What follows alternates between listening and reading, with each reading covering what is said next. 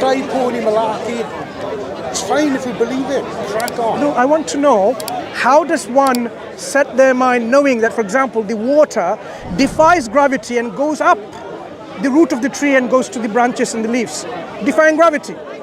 Why does it do that? Who or what set that law? It wasn't me and you. Science. No. Science is just a discovery. What is science? Would you want to explain? Science is the way to discover the truth I'm a about civil nature. engineer, so nature. my way is to harness nature for the benefit of mankind. Yeah, for There's that nothing you- at all to do with your religion. Nothing at all. Really? And Most of the big scientists have made seismic changes and we've been religious. Good for them, good for you. No, but they're not But odds. don't try to tell me to believe in something that I don't wish to believe in. But that is a belief in itself. No, it isn't. So you are an engineer. So for engineering, you need to manipulate the nature for your purpose. So you care about your interest. Care about my interest. Yeah, your interest, and then second thing so to keep your interest intact or keep it benefit to benefit yourself, you need to know the rule of the nature so that you can use them. Okay. Now, the way things are known, the tool you use to know the nature is called science, scientific method, and you use that knowledge as an engineer to devise tools or systems that will help you ease your life. So now, if we care about our interest in this universe or life, then why should not we care about our future? And why we should not care about our... Shall I tell you what my mother once put on her gravestone? Sorry? Now I know more than the rest of you. Okay.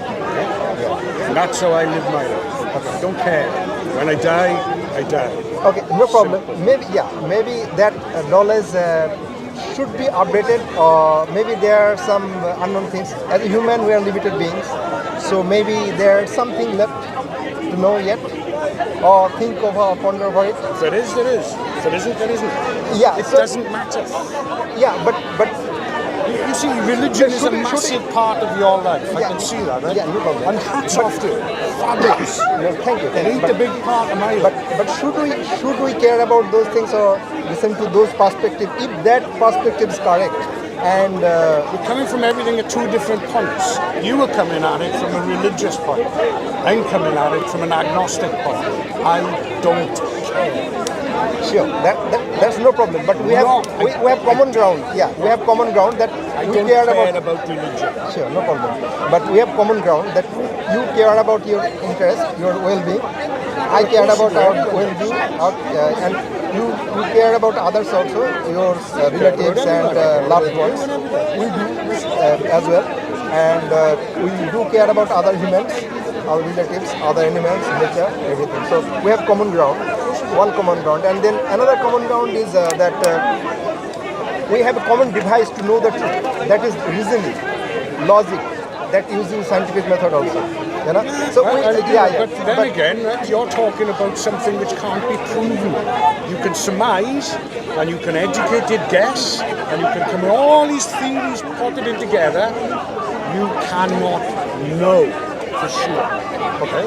Now you're living your life under a set of rules given down to you through centuries and by your parents and all this, and you're looking after it, and you believe in a God. Whatever God it is, you believe in it.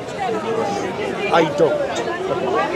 So everything you're saying to me, you have to come from a point, not a religious viewpoint. You can't, because I cannot do religion. I want no part of it. I am agnostic. Yeah, I do I not. respect your position. I And that's respect why your I'm position. You have respectful full of freedom. your Yeah, position. yeah. You have Because full every freedom. religion, wonderful, absolutely wonderful. Yeah. But you can't tell me there is just one God up there. Okay? Okay, we can reason about that. We can share the reason why we believe that. But then you won't tell the Hindus why there's 1,000 gods in Hindu. Yeah, that's why we share. And with why the people. gods of the North American natives Yeah. are all different. That's the why- Mayans had several gods. Yeah. As did the Greeks and the Romans and the Norse. Yeah? Sure. So yeah, sure. That's It's why. only because of the power of the church, and I'm classing all religions as the church, that has forbid us to celebrate other Yeah? Yes. So as a human being, we share knowledge with others and with aim of benefiting others and oneself. Like that's why maybe there are different ideas existing, and we should find common grounds to say or share. And then, if someone finds that something is beneficial, he has not yet got that. He may get that and may be benefited. So can we have a conversation about the existence of God? What is the... we cannot be sure about anything for certainty sure, but there are certain level of certainty that we can have scales set for our judgments, that if we be sure this person for this matter according to this standard, then maybe we can use that standard to be sure up to a certain level to other things as well. Yeah. So we can use those criteria. Well, you can, I can't, because I don't believe in God. No. As a human being, we are not going to God, but we have common tools like reason, logic, and we can use those things. You've not mentioned God in at all. Yeah. So I have not mentioned it. Yeah. We can use things like logic. Yeah, sure. So maybe we have... Conversation. Yeah, sure. Thank you. Discussion. That's all. You don't have to bring that into it constantly. Okay, no problem. Maybe... Do you see what I mean? Yeah, no problem. So... As I was saying to the gentleman, 20 years ago you come here, there was very, very little religion. Very little. There was lots of politics all around it. And then something happened, and 15 years ago I would say, religion started to become the focal point. And I think it's because people like to argue, and they like to argue vociferously. And the best thing you can argue vociferously about is either politics or religion. And we've now reached the point that religion has superseded politics. Yeah, that may be one cause. Another cause may be like that people are not satisfied with the earlier scenario, earlier situation with agnosticism or political debate. They are going beyond that and asking more higher level of questions. I mean, well, you might say that again. However, when you listen to him preaching over there, none of you were ever going to change your religion because of that. But if he was talking about socialism and he was talking about capitalism, you might find common ground with either and shift your position. People do change, by the way. Yeah. Even in here in Speaker's Corner. It's very vociferous. The hatred. Hatred is from there. some people towards your religion makes me sick. It really does. And by the same token, I've heard some Muslims absolutely beast the Christians, and I don't like that. If they show the hatred and animosity in the words and action, we will say that's totally unacceptable. Quite right, yeah. Yeah, doesn't matter if he's my Muslim brother, we'll stand for the truth, justice and fairness. But justice and fairness don't come from a book. Justice and fairness are ideas that we understand to uphold, right? It needs to have a source. What we say is there has to have a standard in which we can say that seems to be the golden standard that we should abide by. For example, when it comes to interaction with people, should people lie and cheat or not? Now, there needs to be a standard in which we can say, okay, the standard is you should always lie and you can speak truthful when you are, or is it the opposite, that you should always speak the truth? For me, as a non-religious person, I've got a moral code which forbids me to lie and cheat. Where is that It's based on? exactly the same as your religious That's code. fine. Where is it based on? What is it based on? Your moral It's based code. on me and my morals. Okay. It's not Is based your on moral? anyone telling me what to do. But that's subjective, right? Of course it is. Yeah. Same as you are. So now, is it possible I can find another gentleman, and he has a moral view different than in yours, and it says, yeah, you can lie whenever it suits you and benefits you. If he wants to, that's Now, his choice. now you realize now when we have a moral issue and there is differences of opinion because of people's personal perspectives, that is not going to solve the issue of what is the standard. To get a standard, a yardstick, it's to be what? Subjectivity free. We need an objective standard. It cannot come from individuals like you and I. It has to come from... A set of rules laid down. No, by who? Same again. A group of people will be against subjectivity. We don't need a religious book to tell you how to be. No, what I'm saying is we need to now decipher and come to a point is what should be those objective morals and where do we source it from?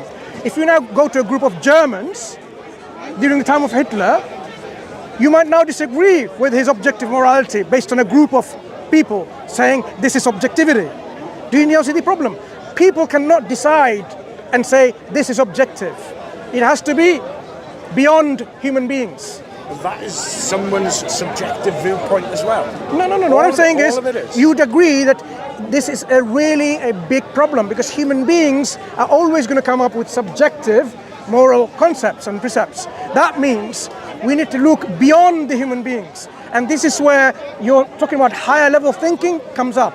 Okay? Now, is there a role now to really delve into metaphysics or religion or some other ideologies other than liberalism, socialism, democracy, capitalism, and so on, because they don't seem to give us those absolute moral standards. And that's why religion is often thrown away like a baby with the bathwater, when actually we should throw the bathwater and keep the baby. Does it make sense? It makes sense, of course it does. So that's why we're saying we start by understanding the reality and say, look, I don't want to assume there is a God or there is no God. Let's look at the surroundings and let us study the surroundings and then say, what does it tell us? Does it tell us that John made it, Phil made it, or you made it, or Abdullah made it? Or no, human beings cannot make the external reality. But it looks like it's so harmonious, so complex, so designed. What made it then? Some people say, okay, evolution did it, nature did it. Not knowing what evolution and nature can and cannot do.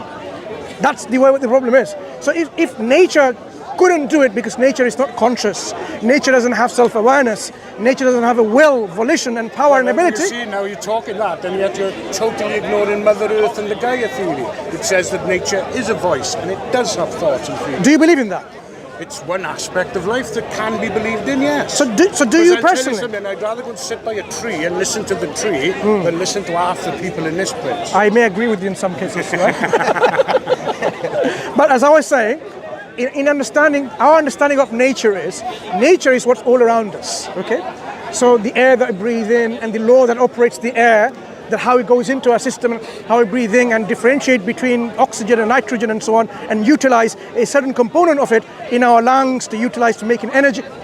These laws that are there within us, they're not conscious themselves. The laws don't say, stop there, don't do that. They don't know even they exist, the laws. Nature, likewise, is not a self-aware entity. So nature is just... Is it not? No. Have you ever seen a large microbial field in Oregon? The one that's 1,000 kilometers large and can communicate from one side of a mushroom to the other side? Yeah. And you think nature can't communicate? No, it's not nature communicating. You have, within nature, living systems in which they follow certain laws and regulations set by something other than nature. Nature has laws. Set by nature. Nature doesn't have self-awareness to set something. But it does. I've just told you that. Mother Nature, Gaia, does. So you think Mother Nature... Why not? I'll tell you why not. It's as good a job as that book. It's simple. Have you read that book? I have, actually. You have? Well, I glanced through it, and I'm currently reading Karen Richardson's biography of Muhammad. Yeah. Which is a fascinating book because it goes into the times of the man as well, and all about the history of the region itself, not just focusing on the man. So not some pig ignorant shit. I'm not saying you are. I know. The reason I'm having conversation with you because, you know. But just because we have brushed these things aside, right, doesn't mean that they are not the truth. Okay, so our response in this is whenever you have a contender in terms of what has determined how things operate in these things around us, right? If we now say it's nature, then we need to understand what is meant by nature. So you're saying Gaia is a self-aware entity that is aware of its own existence, okay?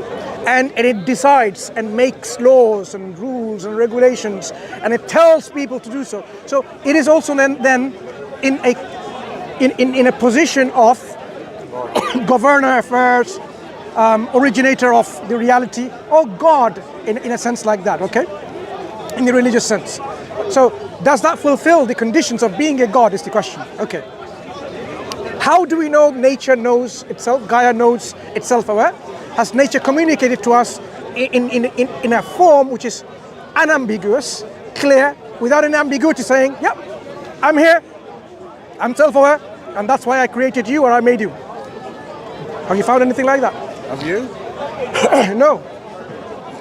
So you No. About nature, about the Quran, yes. The Quran tells you, I am the creator of the heavens and the earth, and I created you for a reason. So yes, we have a totally clear and ambiguous statements from our creator in the aspects of our discussion. That's where the difference is. That's why I can give more importance to some communications like this, rather than where someone's just, it's just like a feeling of love and attachment to nature. Look, we care more about nature than the naturists themselves. Many people don't know. Many people don't. We cannot pollute the earth, the water, the land and the sea, the air. We cannot do that. It's a huge sin in Islam. Okay? We cannot just simply cut off, like even in warfare, just to give you an example, a harsh example. You know, in warfare, I have water. You know, when people go in warfare, sometimes war is necessity. Can hold on to this. What happens is, people go to a country or a state or a land, they destroy the people, and they destroy their buildings, their houses, their crops, their fields, their water, the irrigation, everything. Islam says, you fight the enemy who fights you, do not commit any transgression. Don't cut down fruit-bearing trees, for example, and so on. You know, nothing like that. In fact, when a land is conquered, for example, opened up, it doesn't belong to the states still. It still belongs to the people, and they need to still take ownership and cultivate. If they don't for a number of years, there's a huge law in Islam, then the state will say, someone else needs it, and what are you doing? It should be given to someone else. Yeah, but not to destroy the environment and so on and so forth. But you can continue, just need to... So that did apply to... Yeah. That did apply to the... Say that natural consciousness doing everything. This is No, it's not necessarily pollen. this has more similarity with concept of God in Islam. Probably does. Yeah, so Probably does. we have common ground again. So now the question is whether has this consciousness communicated with us in direct way instead of indirect way feelings or perceptions, which we can even relate with our reasoning of mind, not only all through feelings. So if Take some God, DMT and go and communicate with nature. yeah, Take some psilocybin and communicate with nature. He's asking you to take drugs, drugs, yeah, no problem. psychedelics. So, And yes, Yeah, but the thing is, it opens up. Microdosing's very good. You know, it opens up evidence in your mind, but it doesn't mean the reality that you're going into. And let's not forget another thing, if we go into the drug aspect of the law, that every single human brain has cannabis receptors in it. They've got cannabinoid receptors in your brain. Well, that's another point. No, it's important. It's important for you to understand. Doesn't mean that we should take. No, it doesn't mean we should, but it does mean that our bodies are acclimatized too. No, I think it's more the body is programmed in a way that if you give drug to it, then it responds in a certain way that gives you glimpses of other realities, possibilities, and probable simulations or processings that are going on in there. So those are all according to the laws of nature. So yeah, and the laws of nature is due to this higher being or consciousness you are saying. So now the nature was There's not a book by Zig Ziglar, I think it was. What's the name? Zig Ziglar. He's an American positive thinker. So it's not, but he says there's a thing called an infinite intelligence. Okay? And when we die, our soul, for want of a better word, joins the infinite intelligence. okay. Now, to me, that's more believable than a God. Okay. What? So by God we do not mean that as a person with beard, old person is sitting with. Yeah, but that's the Christian version. Yeah, we reject that too, like you do. We're more in common. yeah. So now the question is that we also believe that we have to return to God, but we say that we are not part of God. Our souls, reason, all of yeah. us will return to God, but we don't intermingle with God. Okay? Because the moment we were created, we are already distinct from our Creator. Okay? So that's why it's different from the Eastern philosophies in which they believe either everything is part of God or everything become God eventually. Even the Mormons, do you know that they can believe they can become God like this? So what we say is, all of these ideas which are very difficult to reach by human speculation alone, the only way we can be sure about it when the information comes from up to us. Okay, it's not from bottom up down. Okay, and that's where the source, the question of revelation comes from. Revelation means a process of communication from the creator to the created. Because the creation, like human beings, like us and so on, we cannot comprehend the creator. But the creator can tell us who or what it is, or who or what it isn't. That's the role of revelation, and that's why when you study and read the books, it will tell you all the things where you think, now I understand, or now I got it, now it makes sense. Because it will tell you the things which we're trying to reach to that certainty level, and it will provide you that certainty. And that's why I think, if you have not missed it already, the first chapter is the opening of the Quran, and the second chapter, it starts by saying Alif Lam Mim, and then says, this is indeed that book in which there's guidance of a surety, no doubt whatsoever, for those who are God-minded, God-conscious. So the guidance that we seek to be sure and be certain about, the Quran from the very outset tells you, you will have that guidance, without a doubt. But what about those who don't believe in God? No, those who don't believe in God, there's an accountability. God is someone who is just and fair, so he does not simply let the wicked go away, and he only, he or she is the language. God is not a he or a male, or a she or a female. But in the Arabic language, every time everyone mentions God, it's he. No, in the Arabic language, God uses even us, but it doesn't mean God is more than one. So God tells you that there is. My point, don't it? Yeah, absolutely right. We're being Oxford correct or something. Never like in the past is to do that. Yeah. But now we say God is not restricted to language in that. He described this language because people understood the language to mean that, okay, it's not a female and so on and so forth. God, to describe it as it was considered derogatory. So God chose in the book of Revelation, in his revelation, to use a language that is acceptable to the people of recipient of the revelation at that time, rather than saying, why is God derogatory calling itself it, for example. Okay? But God clarifies in the Quran that there is no likeness unto God. There is no goddess. So she? Yeah. No, because God is not a man or a woman or a female or a male. Put in a masculine. There is only one. No, God, there is male. No, God meaning here originator. You know, say the originatoress or a teacher, for example. When you say a teacher, a female can say I'm a teacher. She doesn't say I'm a teacheress or something, right? So God is in that description in which is originator, the one who is worthy of our worship. Yeah. So in that sense, this is where religion is necessary to reach that step of certainty. Because otherwise, we will be anarchist. Yeah, we will be. Because you think that's the best way to live. And actually, if you think about it, this is your understanding of things which are not right. And you say, I don't accept that. Isn't it? You don't want to be part of that norm which is wrong. You want to say, look, I think this is better than I accept it. And that's what you're saying. But Islam says, yes, when the Creator provides you the system, that system is independent of your weaknesses and your prejudices and bias. That's the system they should follow in. And that's what we're striving for. And that's the system in which there is no distinguishing or difference or discrimination between you and you. Look, he is not white and you're not brown, okay? But in God's eyes, you're still the same. The only difference is who's more God conscious, more righteous. That's the level of distinction God accepts, and any other differentiation, like how rich or how poor or how fat or how thin you are, irrelevant. Yeah. Totally irrelevant. And that's why we can agree to systems when the Creator provides it like that, as that's reasonable. That's something that goes beyond my cultural values and identities, which is going to be prejudiced in various ways. Yep.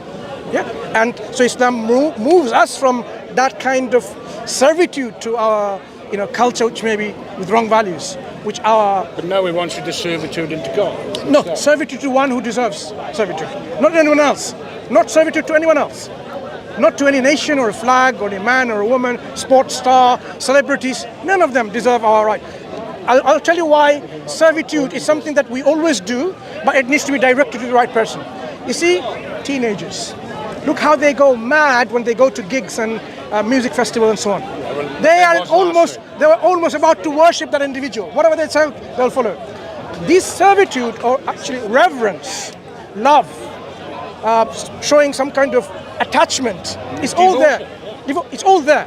What our Creator says, look, all of this, you need to direct to the one who deserves our utmost reverence. And that's what we say is worship. So you should not give to anyone else, because none of those things around you, whether it's nature, whether it's man, woman, doesn't matter, sun, moon, sky, none of this deserves that level of absolute servitude or gratitude, but the one who gave you all of that deserves it. And we can appreciate that. For example, imagine now, we're having that discussion, something happened to me, I fall flat here, took to the hospital, I'm almost dying, right? I needed blood, you gave me blood because it matches. I can't give you blood, I'm on cloppy dog road. Okay, you gave me, my kidneys failing, you gave me your kidneys, You can whatever. have my kidneys, you can have my kidneys. See, You can have my kidneys. whatever, You can't have my blood. whatever that is, you tried to save me from dying. course I will, Right, yeah. I wake up 2 weeks later, and I see you sitting there next room, and I'm speaking to the nurse, and the nurse says, look, if it wasn't for that gentleman, you would have been totally dead by now. Okay, what would be my natural response? Get lost, you? Or I should say, Thank you very much. thank you. So what we're saying is, God, our creator, originator, has given us more than that only kidney. So much. And the provisions to continue with all this life that we have, and we should be saying, Thank you, God. thank you. Yes. And that's the natural response. That's if you believe in God. No, that's the But not inference. everyone does. I know, but I'm saying once you come to the realization that there is a creator, originator, that is the response. Well, if you do. Of course. That's what I'm saying. If we do, then that should be our natural response of gratitude to our creator. And that's why religion then, from the guidance, revelation from this creator, will tell us how to show that gratitude. Not by going and say, let me go to a spree on killing the brown people, and God will be happy for that. You know, so even how to show gratitude, how to show love. Do you show love to your wife, for example, giving her filth or giving her flowers and presents? Come on, it's obvious, right? So we need to know the manners and the ways we can show this gratitude, and the Creator leaves us no room for error in this. He even shows us how to do that. You don't need God to tell you to give a woman flowers, do you? I'm saying we even need today. The way you were speaking I'll- is as every single decision you make in life is all down to it. Now I'm gonna tell you a very sad example today. Our health system, NHS, right? We have hospitals. But guess what? In the hospitals, the toilets, they don't have washing facilities inside the toilet. They have outside. So you do your business, your hands are filthy, okay? So use your parts that you evacuated or excreted, whatever, right? Eliminated the waste products. They're also not clean, they're dirty. And then you use your hands to zip it, whatever, to pull your trousers, which are already, and then you wash your hands or not. Is this a system better in a hygienic way, or a system which tells you, once you've done your business, wash your hands cleanly, wash your back parts and so on and so forth, wash your private parts so that it's clean of the waste products that's there.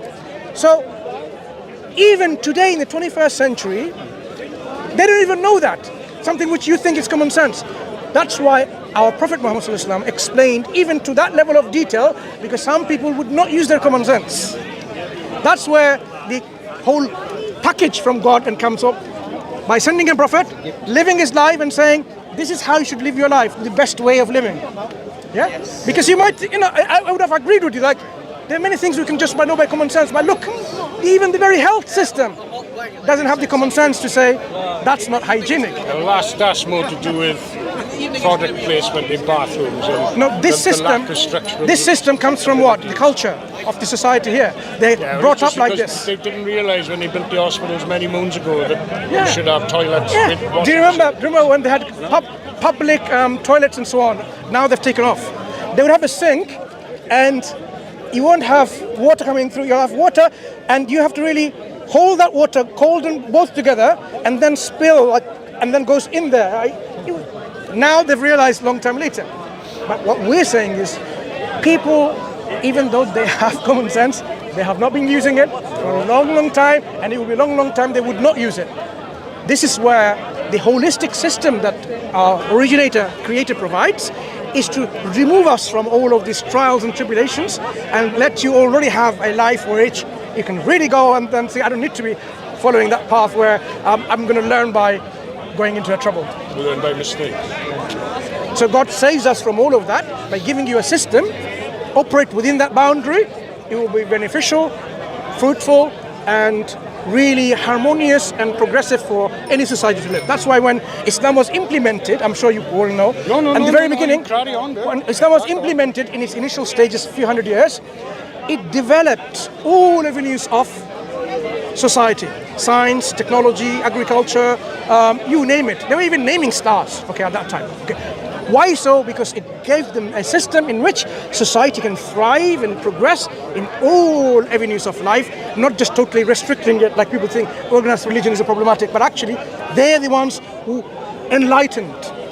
The Europe got enlightened because of Renaissance, because of when they met Islamic Spain, when the Lord of Bath sent his son over there in Islamic countries, going to the Islamic universities, they realized, wow, look at what these Muslims did. They translated the works of the Greeks. Algebra. Yeah, they translated the works of the Greeks and learned all of them that they learned and started contributing. They learned the Indians, what they have done, the zeros and so on. Arabs didn't invent zeros. It was already by the Indians. But a Welshman invented the equal sign. I'm sure there have been many things from everyone contributed. That's fact. Yeah. No. His name was Robert McCall. We would celebrate everyone, what they have done. But what Islam did, say, look, don't just simply think this is it. Accumulate knowledge from everywhere, contribute.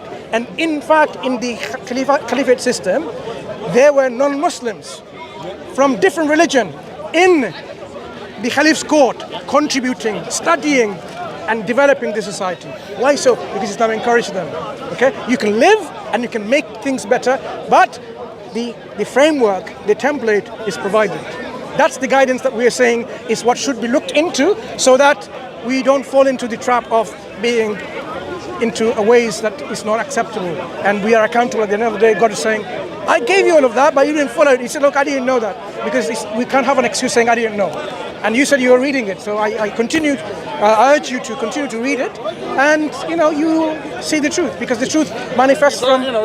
Like I say, although I'm not a religious person, you've got to understand religion because it's a tenet of society.